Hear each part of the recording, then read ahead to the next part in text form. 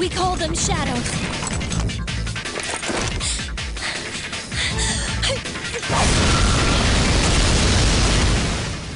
Some series don't blow up until a little later in their lives.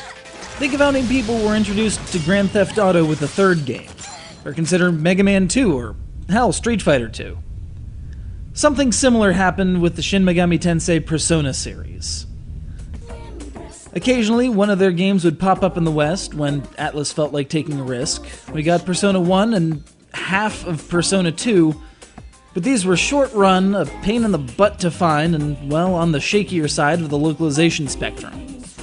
JRPGs were just becoming a recognizable thing, and these early efforts, while kinda decent, they weren't big-name hits like Final Fantasy VII. And then in 2007, we witnessed the series blowing up.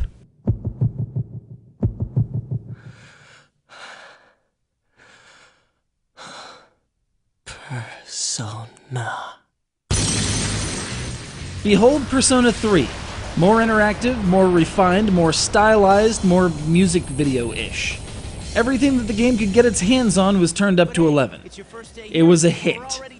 So much so that in short order that would make even bitter Marvel vs. Capcom fans cringe, a second version, Persona 3 FES, was foisted upon the masses. So what's the difference? Well, as the game tells you as you start it up, lots. The refinements are even more refined, there's more characters to interact with, more persona to summon, more weapons, more. The game was no slouch to begin with. One playthrough could easily take one 100 hours to complete. Fortunately, if you've got an original Persona 3 save file, you can import things like your Pokédex, I mean Persona Register, your social, academic, and reputation stats, and trophies for maxed out social links. So it's kind of half a new game plus? If you feel like staring down that massive dungeon. Well, dungeon isn't really the right word. Tower, really. During the dark hour, that magical time when everyone turns into coffins and there's blood all over the ground and there's monsters everywhere, the school transmogrifies into an immense death trap believed to be at the center of the disturbance. As a member of the Secret Extracurricular Extermination Squad, or so it says on your armband, it's up to you and your fellow Persona users to repeatedly shoot yourselves in the head, which is apparently how you summon your Persona in this one, and makes for some intense dramatic tension before you know what the hell is really going on.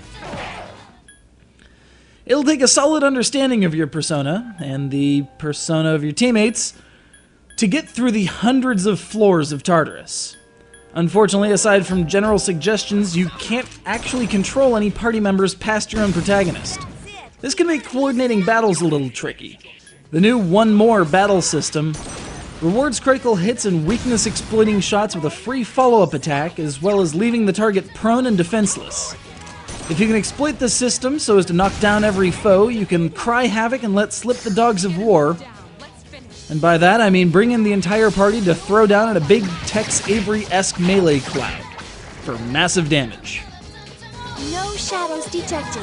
The battle's over. The artistic style favors bright, solid colors and ascendant angles like a shining beacon of hope in a gory, blood-soaked nightmare. The contrast works well, and similar concepts were utilized for Persona 4's mustard-soaked UI. The music blends opera, piano, techno, hip-hop, and big brass into a melange that complements the contemporary setting, Japanese city though it may be. But regardless of your frame of reference, you'll find Persona 3's world to be one worth saving.